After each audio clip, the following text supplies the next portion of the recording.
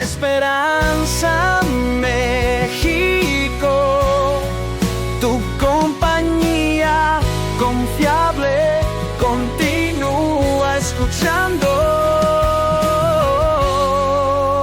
Esperanza México.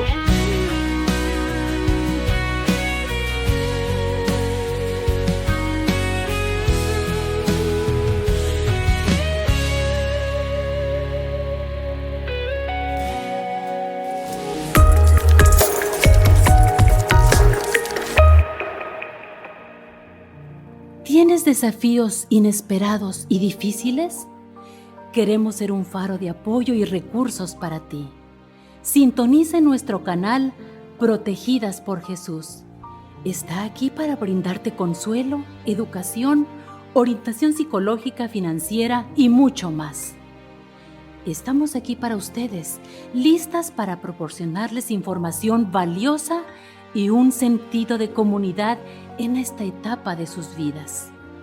Llama al número 826-161-2213.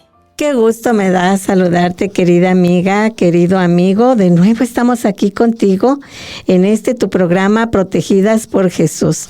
Soy la maestra Elizabeth Suárez, directora general del Ministerio Protegidas por Jesús. Y es verdaderamente un placer contar contigo en este programa. Recuerda que es especial para damas que han perdido a su esposo por causa de fallecimiento. Y bueno, pues fíjense que ya estamos llegando al último programa del mes. Se me fue muy rápido, muy rápido. La semana pasada vimos el tema de custodia de hijos con nuestro invitado, el licenciado Alejandro Cepeda. Y buenas tardes, licenciado, qué gusto verlo.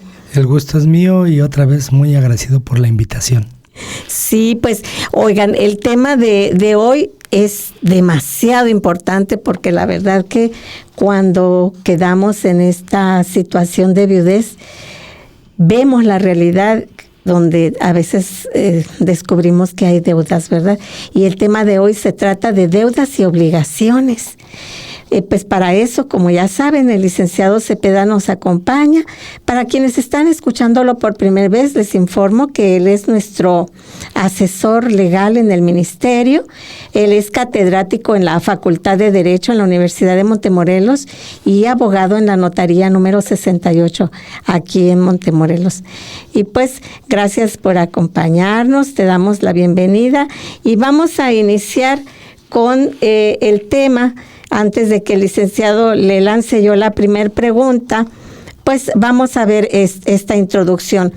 En algún momento de la vida, todos adquirimos compromisos financieros, ya sea un crédito, un préstamo, un contrato, una compra a plazos, pero pocas veces nos detenemos a comprender qué implicaciones legales tienen esas decisiones.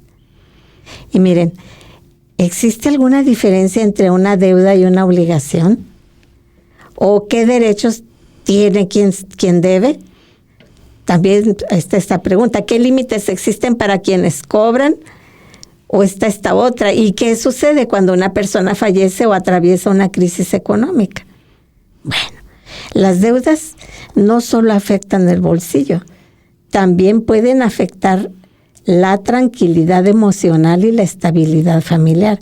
Por eso es fundamental informarnos correctamente y conocer nuestros derechos y responsabilidades. Y qué mejor que la orientación del licenciado Alejandro Cepeda en esta área, ¿verdad? Vamos a hacerle la primera pregunta. Tenemos varias preguntas, pero nos gustaría, licenciado, que usted conteste lo que tenga que decir. No, yo no lo quiero apurar. Sí, usted tómese su tiempo. Vamos con la primera. ¿Cuál es la diferencia legal entre una deuda y una obligación? Muy bien. Es importante comentar que en derecho la terminología sí cambia sustancialmente el contenido, la dirección y el concepto de lo que uno en un momento dado está tratando. Y qué bueno que hace esta pregunta porque sí hay diferencia entre una deuda y una obligación. En estricto sentido, la obligación puede estar intrínseca y la deuda tendría que ser por escrito. En terminología de derecho, la obligación se da desde que la persona tiene una capacidad de contratarse y la deuda va a ir contra esa capacidad, pero no necesariamente va a ser nacida de forma natural, que la obligación sí. Pero para ser un poquito más concreto y más en castellano esto que estoy diciendo, mi padre, siendo yo menor de edad, tiene la obligación de mantenerme. No es una deuda. Uh-huh. Yo contrato con una persona un crédito, me presta un dinero. Yo soy mayor de edad, la otra persona es mayor de edad y tenemos ambos la capacidad de contratar y él decide prestarme y yo de obligarme con él en una deuda. Pero eso ya tiene que ver con una voluntad. El primer caso es una obligación intrínseca, es algo que la ley obliga a mi padre a tener conmigo. En el segundo caso ya es una situación de voluntades, uh-huh, donde dos aceptan ese contenido. Al final del día, en materia de derecho, ambas son obligaciones. Pero sí es importante decir que la deuda va a tener esa particularidad que requiere de ese consentimiento. Ese decir, yo te compro, tú me vendes, yo quiero ese dinero y tú me lo puedes prestar, y entonces existe esa capacidad de contratación, ese ejercicio de voluntad donde decidimos contratar una deuda. La obligación no necesariamente va a ser así, pero al final del día la obligación, en términos generales, es como se le reconoce a todos los compromisos legales que uno tenga. Una deuda, una hipoteca, un gravamen, una compra, son obligaciones al final del día. Interesante, gracias por aclararlo. ¿Todas las deudas deben estar por escrito para ser exigibles? No, hay, de acuerdo en materia procesal, la prueba, por decirlo así, más importante que se puede presentar en un proceso judicial es la testimonial, la reina de las pruebas, así se les conoce en materia procesal. ¿Y esto qué significa? Que con testigos yo puedo acreditar que yo le presté un dinero a usted y con eso yo puedo demandarla, siempre y cuando lleve esa situación vinculatoria de los testigos que me van a apoyar en decir que sí hicimos y sí celebramos ese compromiso. Pero lo ideal es que sea esto por escrito para que exista la deuda, pero no necesariamente. Sí, respondiendo literal a la pregunta, no necesariamente todas las deudas deben estar por escrito para ser exigibles, porque se podrían en el momento de acreditar con testimoniales. ¿Y qué sucede si alguien presta dinero sin un contrato firmado? Tendrá que presentar testigos para acreditar ese préstamo. Es más complicado judicialmente lograr ese cobro, lograr esa que el juez falle a mi favor si solamente voy a presentar testigos. Lo recomendable es que todas las obligaciones que tengan que ver con una deuda sean formalizadas por escrito. Y voy más allá, un paso más adelante. No solamente eso, sino también que sean formalizadas ante una autoridad que dé fe, como por ejemplo un notario público, que Juan y Pedro están contratando esa deuda y que ellos dicen que porque lo que se hace ante el notario es reconocer el contenido de ese documento que se hace con el notario y ratificar las firmas que ellos establecen, que ellos hacen ante el notario, para que no se dé en el futuro ese dicho que yo no sabía, yo no leí, no es mi firma. Bueno, por eso vamos, para que esto quede con mayor legalidad, con mayor fuerza legal ante un notario para que se formalice. O sea, es muy importante que ese que esa deuda, que ese contrato se haga por escrito, y por eso dije hace un momento, aún mejor, que se formalice ante un notario público. Excelente, qué importante es conocer todo esto. Muy bien, oiga, licenciado, y cuando fallece el esposo, ¿la viuda hereda automáticamente las deudas? Bien, vamos a ser muy claros en este tema porque me he metido en problemas cuando yo les digo que las deudas no se heredan. Y debo decir que cuando una persona fallece y, por ejemplo, deja un testamento, la persona que acepta ser heredero por medio de ese testamento, o incluso no dejando testamento, quienes por ministerio de ley aceptan esa herencia, van a aceptar el paquete completo. Uh-huh. Esto es, dirían los contadores, tanto los activos como los pasivos. O sea, el paquete completo es, ahí viene un terreno, ahí viene una casa, pero la casa estaba hipotecada, pues viene una deuda. Híjoles.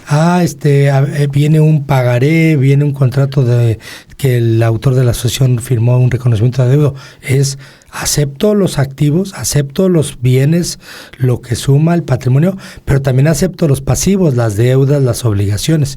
Entonces, lo que se me ha malinterpretado es cuando digo que no se heredan las deudas, es sí las vas a heredar siempre y cuando las aceptes.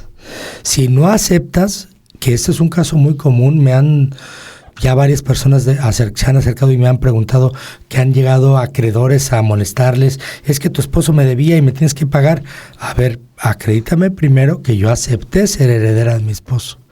Si yo no acepté, es como ese viejo proverbio chino de que lleguen a insultar a un maestro en un dogo y le dicen muchas groserías y el maestro se queda callado todo el tiempo y sus alumnos se le quedan mirando y se va la persona que lo vino a insultar porque no hubo respuesta y el maestro les dice, ellos se molestan y se admiran y se sienten ofendidos. Maestro, ¿por qué no le respondiste? ¿Viste todas las cosas malas que te dijo? Y él les dijo, yo no acepté esas ofensas. Ándele. Y es como un regalo. Si me lo dan y lo acepto es mío, pero si me lo dan, pero yo no lo acepto, nunca fue mío. Todas las ofensas siempre fueron de él. Y así ocurre en materia patrimonial. Todo lo que venga como paquete y lo acepto, desde el momento en que lo acepto ya soy responsable de esas deudas. Pero si no lo acepté, no soy responsable de ninguna deuda.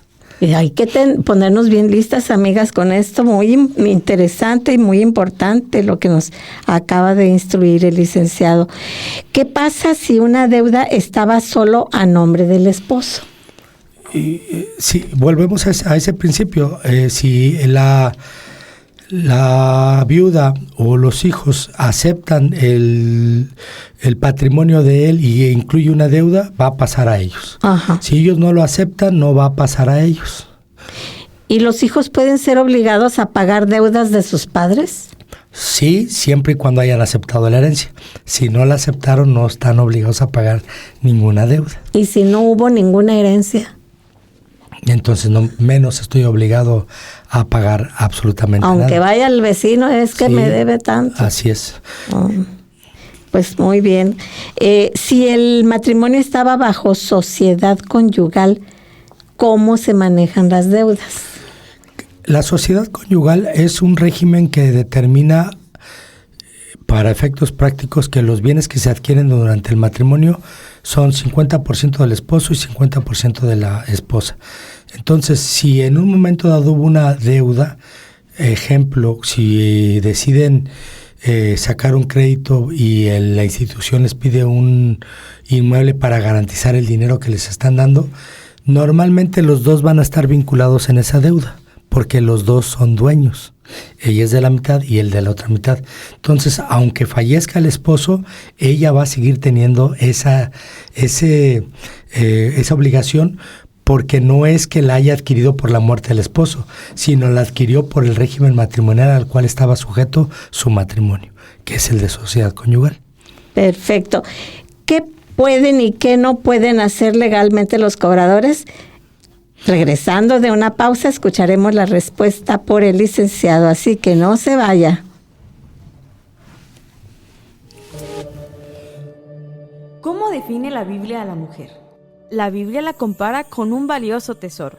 Todas en algún momento hemos necesitado que nos saquen de un turbulento pozo en el que hemos caído. Rescatando Vidas, un libro que te ayuda a descubrir tu esencia como mujer y lo valiosa que eres. Solicita tu ejemplar gratuito llamando al número 826-161-2213. Rescatando Vidas, una perspectiva bíblica de la mujer. Esperanza México, tu compañía confiable continúa escuchando. Esperanza México.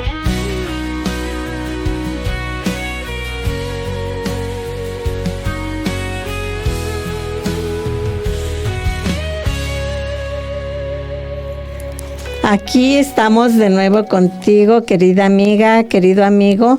Recuerda que estamos con el licenciado Alejandro Cepeda y nos está respondiendo preguntas que tenemos, preguntas que nos han llegado sobre deudas y obligaciones. Y antes de irnos a la pausa, le lancé una pregunta al licenciado. ¿Qué pueden y qué no pueden hacer legalmente los cobradores?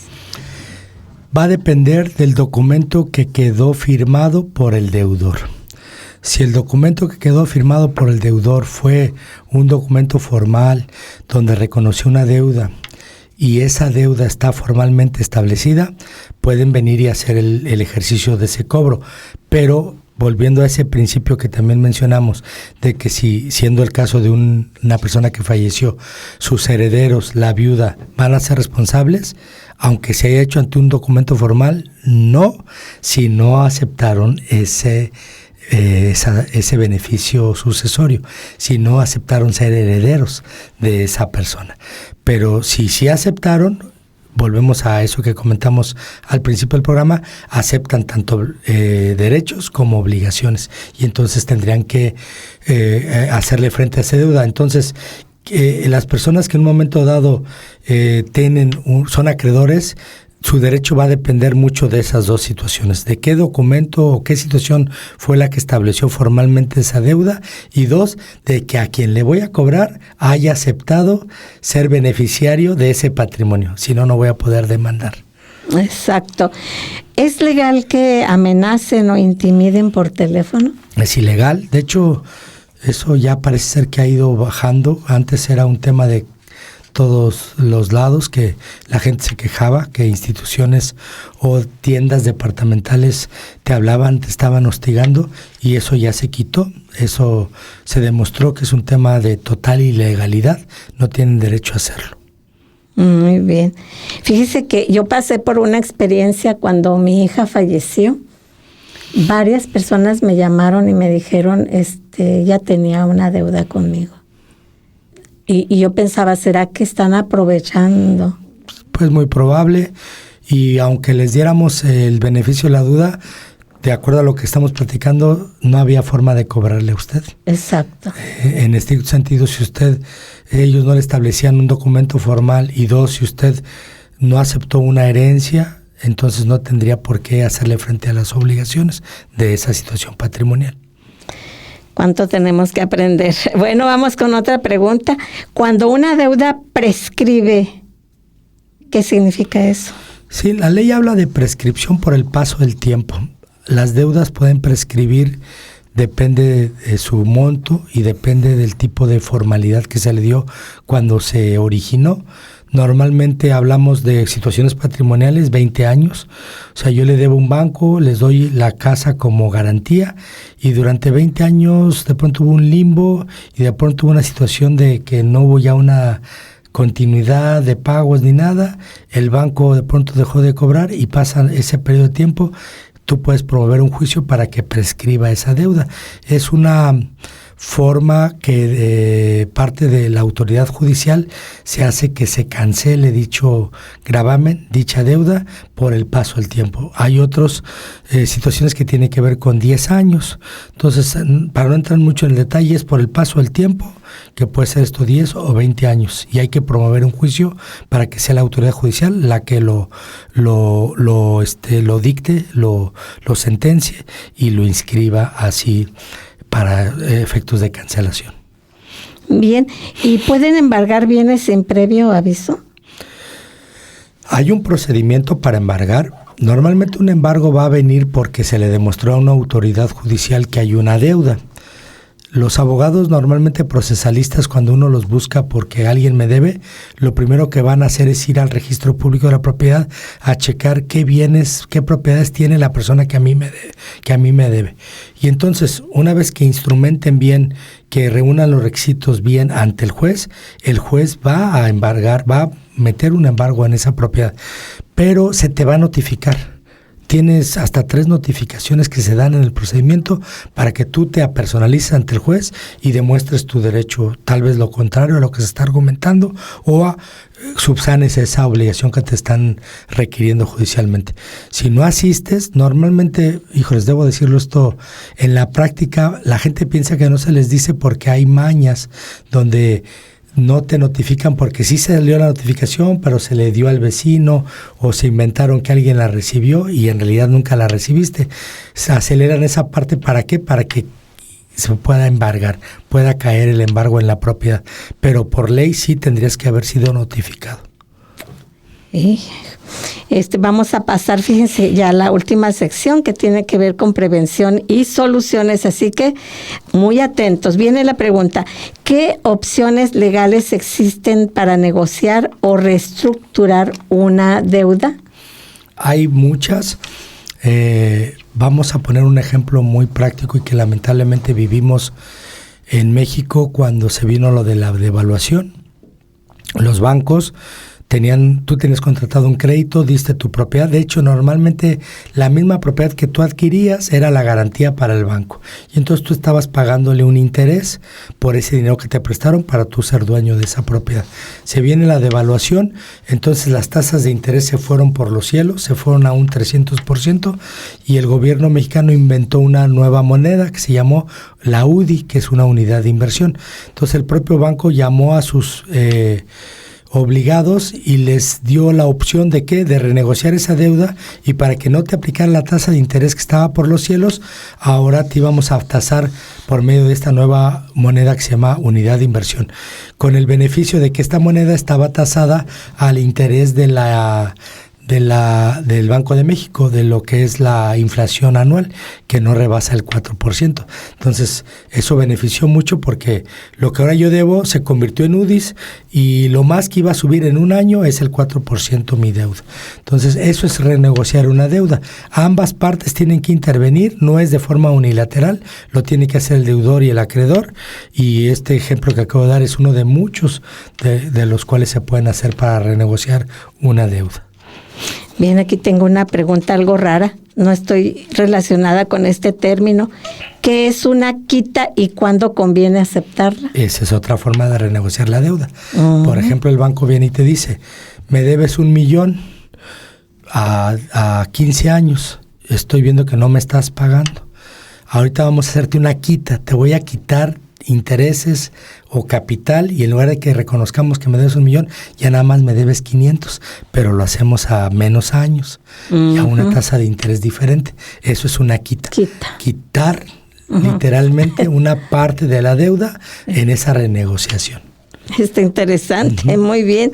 ¿Qué debe hacer una mujer recién enviudada antes de aceptar pagar cualquier deuda?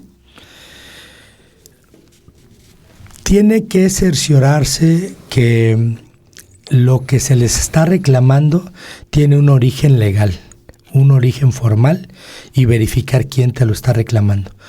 Usted mencionaba que de pronto puedes estar recibiendo llamadas de personas que se inventan a lo mejor esa deuda, aprovechando el momento de la situación crítica que se está viviendo mentalmente por quedar viuda, y puede ser que sea cierto, pero si no hay una formalidad, no hay un documento, no hay un origen formal de esa deuda, no me puedes venir a reclamar. Entonces, lo primero que tiene que cerciorarse la viuda es que lo que se te está reclamando tenga un origen legal, un origen formal. Y 2, si ese origen tiene que ver con una obligación del esposo fallecido, volvemos al principio de la aceptación de los bienes, del patrimonio, del testamento, de la herencia. Si es así, entonces es parte del combo, y entonces sí tendrías que hacerle frente. Es parte del paquete de que aceptaste patrimonio, pero también aceptaste lo que conlleva ese patrimonio. Claro. Ahora, algo que no comentamos y lo hemos dicho en otros programas, casi siempre cuando las deudas tienen que ver con un origen patrimonial, esto es con una casa, con una propiedad, y las deudas son contratadas con instituciones de crédito, ya sea particulares, de bancos, como puede ser cualquiera de las instituciones que conocemos bancarias, o pueden ser de paraestatales como un Infonavit, como un Fobiste, en todos esos casos, esos contratos de origen de deuda vienen aparejados con un seguro de vida. Y ese seguro de vida siempre va a liquidar esa deuda. Uh-huh. Entonces aquí lo que tienen que saber las viudas es, Infonavit, Bancomer, Fobiste, no te va a venir a cobrar una vez que tú quedaste viuda. Lo que va a hacer, y debería de decirte, es que tienes que hacer el procedimiento de hacer la cancelación de esa hipoteca por consecuencia de la muerte del titular del crédito, que era tu esposo, porque él tenía un seguro de vida. Ajá. Todos esos créditos no se otorgan si no hay un seguro de vida. Tanto aseguran la vida del acreditado como aseguran el patrimonio. Le ponen un seguro también a la propiedad, que eso también no lo hemos hablado en estos foros, pero si hay un siniestro, aquí no se da mucho, pero para la Ciudad de México los temblores, y de pronto se viene un temblor o un avión te cae en tu casa. Bueno, aquí lo que sí puede ocurrir es una inundación, un huracán, y le pasa algo a tu propiedad. Hay un seguro también para la propiedad. Tristemente, a lo mejor por ese tema ciclónico te quedaste sin propiedad, pero al menos no te quedas con la deuda, porque el seguro paga esa deuda, el seguro de la propiedad. Asimismo, el seguro de vida.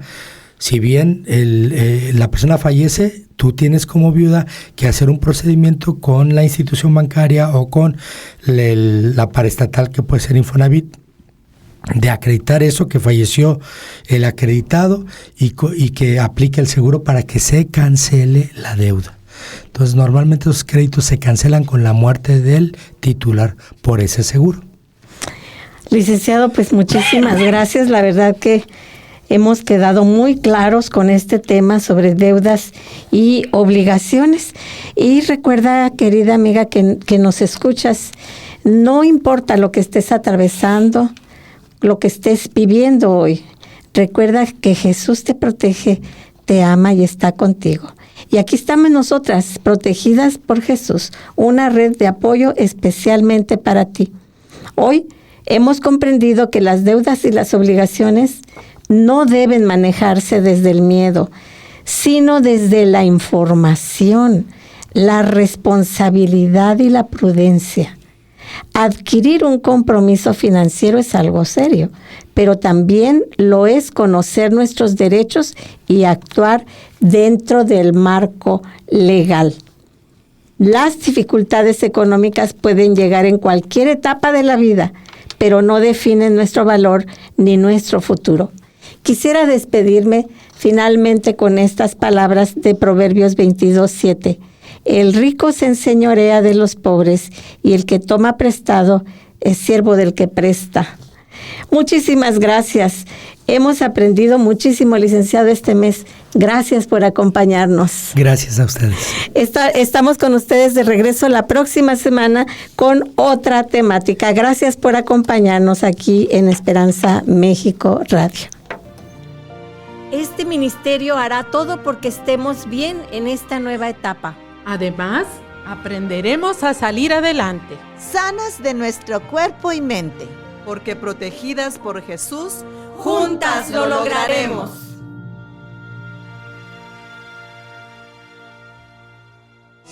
¿Te has sentido perdido en medio de las dificultades de la vida? Descubre una fuente inagotable de paz y esperanza con nuestra guía de estudio gratuita. Jesús, la gran esperanza. No esperes más para transformar tu vida. Solicita la tuya de manera gratuita llamando al 826-161-2213 o visita nuestra página web esperanzamexico.com. Jesús, la gran esperanza.